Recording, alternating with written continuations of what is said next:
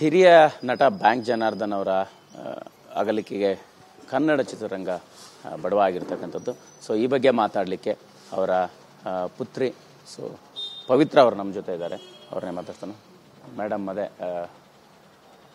Bank Janardhan ಅವರು ಅಂದರೆ cinema ಇಂಡಸ್ಟ್ರಿಗೆ ಬೇರೆ ಬೇರೆ ಪಾತ್ರಗಳ ಮುಖಾಂತರ ಪರಿಚಯ ಆಗಿರ್ತಕ್ಕಂಥದ್ದು. ನಿಮಗೆ ಅಂದರೆ ಅವರ ಜರ್ನಿ ನೋಡಿದಾಗ, ಅವರ ಮನೆಯಲ್ಲಿರ್ತಕ್ಕಂಥ ದಿನಗಳನ್ನು ನೋಡಿದಾಗ ಹೆಂಗೆ ನೆನಪಾಗುತ್ತೆ?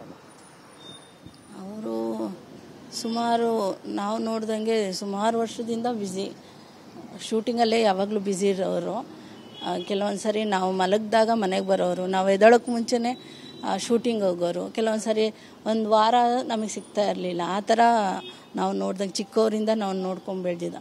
ಅಷ್ಟು ಬ್ಯುಸಿ ಇರ್ತಾಯಿದ್ರು. ಮನೆಯಲ್ಲಿ ಇದ್ದಾರೆ ಅಂದ್ರೇ ಒಂದು ಖುಷಿ ನಮಗೆ. ಆ ದಿನ ಎಲ್ಲ ನಾವೆಲ್ಲ ಸೇರಿಕೊಂಡು ಒಟ್ಟಿಗೆ ಇರ್ತಾಯಿದ್ವಿ.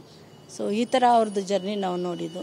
ಈಗ ಒಂದು 2-3 ವರ್ಷದ ಲಾಕ್ಡೌನ್ ಆದಮೇಲಿಂದ ಸ್ವಲ್ಪ ಶೂಟಿಂಗ್ ಕಡಿಮೆ ಆಯಿತೇ ಹೊರತು ಇನ್ನೂ ಅವರಿಗೆ ಉತ್ಸಾಹ ಜಾಸ್ತಿ ಇತ್ತು. ಶೂಟಿಂಗ್ ಹೋಗಬೇಕು, ಫಿಲಮ್ಗಳು ಮಾಡಬೇಕು, ಒಳ್ಳೊಳ್ಳೆ ಇನ್ನೂ ಸಿನಿಮಾ ಮಾಡಬೇಕು ಅನ್ನೋದಿತ್ತು ಅವರಿಗೆ.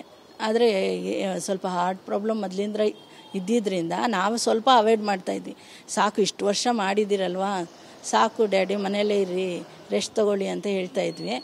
ಆದರೂ ಅವ್ರಿಗೆ ಅವಕಾಶ ಬಂದಾಗೆಲ್ಲ ಅವರು ಏನು ಮಾಡ್ತಾಯಿದ್ರು, ಶೂಟಿಂಗ್ ಅವ್ರು ಮಾಡ್ಕೊಂಡು ಇಲ್ಲ ಯಾರಿಗಾದ್ರೂ ಜೊತೆ ಕರ್ಕೊಂಡು, ಇಲ್ಲಾಂದರೆ ನಮಗೆ ಕರೀತಾಯಿದ್ರು, ಇಲ್ಲ ನನ್ನ ತಮ್ಮ ಕರ್ಕೊಂಡು ಹೋಗ್ಬಿಡ್ತಾಯಿದ್ದ. ಸ್ವಲ್ಪ ಟೈಮ್ ಅಡ್ಜಸ್ಟ್ ಮಾಡ್ಕೊಂಡು ಯಾರಿಗಾದ್ರೂ ಒಬ್ಬರು ಸಪೋರ್ಟ್ ತೊಗೊಂಡು ಹೋಗ್ಬಿಡೋರು ಚೆನ್ನಾಗಿದ್ದಾಗ, ಸ್ವಲ್ಪ ಹಾರ್ಟ್ ಪ್ರಾಬ್ಲಮ್ ಇದ್ದಾಗ.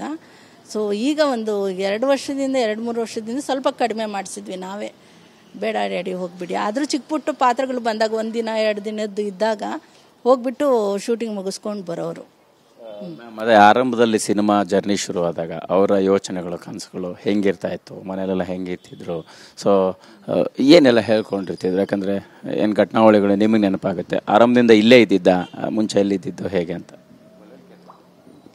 ಮುಂಚೆ ನಮ್ಮ ಊರು ಹೊಳಲ್ಕೆರೆ. ಡ್ಯಾಡಿ ಅಲ್ಲಿ ಬ್ಯಾಂಕಲ್ಲಿ ಕೆಲಸ ಮಾಡ್ತಾ ಇದ್ದಿದ್ದು. ಬೆಂಗಳೂರಿಗೆ ಇಲ್ಲಿ ಟ್ರಾನ್ಸ್ಫರ್ ಆದಾಗ ನಾವೆಲ್ಲ ಬಂದಿದ್ದು. ನಾವು ಬಂದ ಮೇಲೆ ಇವರು ಇಲ್ಲಿ ಶೂಟಿಂಗೆಲ್ಲ ಹೋಗೋಕ್ಕೆ ಸ್ಟಾರ್ಟ್ ಮಾಡಿದ್ದು. ಬ್ಯಾಂಕ್ ಕೆಲಸಕ್ಕಿಂತ ಜಾಸ್ತಿ ಅವರು ಶೂಟಿಂಗ್ಗೆ ಹೋಗ್ತಾ ಇದ್ದಿದ್ದು. ಸೊ ಈ ಥರ ಆಮೇಲೆ ವಾಲಂಟ್ರಿ ತೊಗೊಂಡಿದ್ದು ಅವರು 2000ದಲ್ಲಿ ತೊಗೊಂಬಿಟ್ಟು ಶೂಟಿಂಗಲ್ಲೇ ಜಾಸ್ತಿ ಸ್ಪೆಂಡ್ ಮಾಡ್ತಾಯಿದ್ರು ಅವರು. ಫಿಲಮ್ಗಳು ಜಾಸ್ತಿ ಹೋಗ್ತಾಯಿದ್ರು. ಅಂದರೆ ಆ್ಯಕ್ಟಿಂಗಲ್ಲಿ ತುಂಬ ಬೆಳಿಬೇಕು, ಇನ್ನೂ ತುಂಬ ಮಾಡಬೇಕು, ಬಾಲಕೃಷ್ಣ ಅವ್ರ ಥರ. ಸೊ ಎಲ್ಲ ಅವ್ರಿಗಿತ್ತು, ಕಾಮಿಡಿ ಆರ್ಟಿಸ್ಟ್ ಆಗಬೇಕು ಅಂದರೆ ಮಾಡಬೇಕು ಅನ್ನೋ ತುಂಬ ಇತ್ತು. ಹೊಸದು ಯಾವುದೇ ಅವಕಾಶ ಬಂದರೂ ತೊಗೊಳ್ತಾಯಿದ್ರು ಅವರು.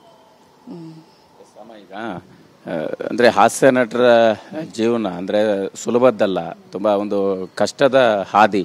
ಅದನ್ನು ಸವಿಸಿದ್ದಂಥ ದಿನಗಳು, ಸಾಗಿ ಬಂದ ದಿನಗಳು, ಅದನ್ನು ಹೆಂಗೆ ನಿಮಗೆ ಆ ಡಿಫಿಕಲ್ಟೀಸ್ ನೆನಪಾಗುತ್ತೆ ಅಂತ? ಅದು ಸ್ಟಾರ್ಟಿಂಗಲ್ಲಿ ಸ್ವಲ್ಪ ಕಷ್ಟನೇ. ಯಾಕೆಂದರೆ ಆ ಟೈಮಲ್ಲಿ ಅವ್ರಿಗೆ ಅವಕಾಶ ಸಿಕ್ಕಿ ಅವರನ್ನು ಅದನ್ನು ಉಪಯೋಗಿಸಿ ಅವರು ಆ ಜರ್ನಿನ ಕಂಟಿನ್ಯೂ ಮಾಡಿಕೊಂಡು ಕಷ್ಟಪಟ್ಟಿದ್ದಕ್ಕೆ ಅವರು ಇಷ್ಟು ಹೆಸರು ತೊಗೊಂಡಿರೋದು.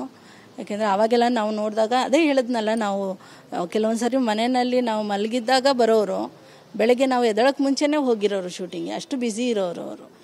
ಸೊ ಆ ಥರ ಅವಕಾಶಗಳು ಹಾಗೆ ಇತ್ತು ಅವರಿಗೆ. ನಾವು ನೋಡ್ದಂಗೆ ಅದೇ ಕಾಮಿಡಿ ಇದು ಬಂದಾಗ ಮೊದಲು ಸ್ವಲ್ಪ ಕೆಲವೊಂದೆಲ್ಲ ವಿಲನ್ನು ಮಾಡಿದ್ದಾರೆ, ಜಾಸ್ತಿ ಅವರು ಕಾಮಿಡಿ ಆರ್ಟಿಸ್ಟಾಗಿ ಗುರುತಿಸ್ಕೊಂಡಿದ್ದು.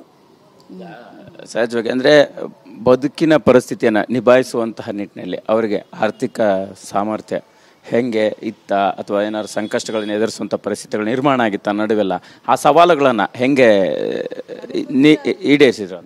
ನಮಗೆ ಗೊತ್ತಿರೋ ಹಾಗೆ ಏನೇ ಕಷ್ಟ ಇದ್ರೂ ಅವರೇ ನಡೆಸ್ಕೊಂಡು. ಯಾಕೆಂದರೆ ನಮಗೆ ಯಾವತ್ತೂ ಅವ್ರು ಕಷ್ಟ ಕೊಟ್ಟಿಲ್ಲ. ನಮ್ಮ ತಂದೆಯವರು ಏನಿದ್ರೂ ಅವರು ನೋಡಿಕೊಂಡೇ ನಮ್ಮನ್ನೆಲ್ಲ ಚೆನ್ನಾಗೇ. ಯಾಕೆಂದರೆ 3 ಜನ ನಾವು ಹೆಣ್ಮಕ್ಳು, 3 ಜನ ಹೆಣ್ಮಕ್ಳು ಮದುವೆ ಮಾಡಬೇಕು ಅಂತ ಹೇಳಿದ್ರೆ ಸುಮ್ಮನೆ ಆಗೋದಿಲ್ಲ.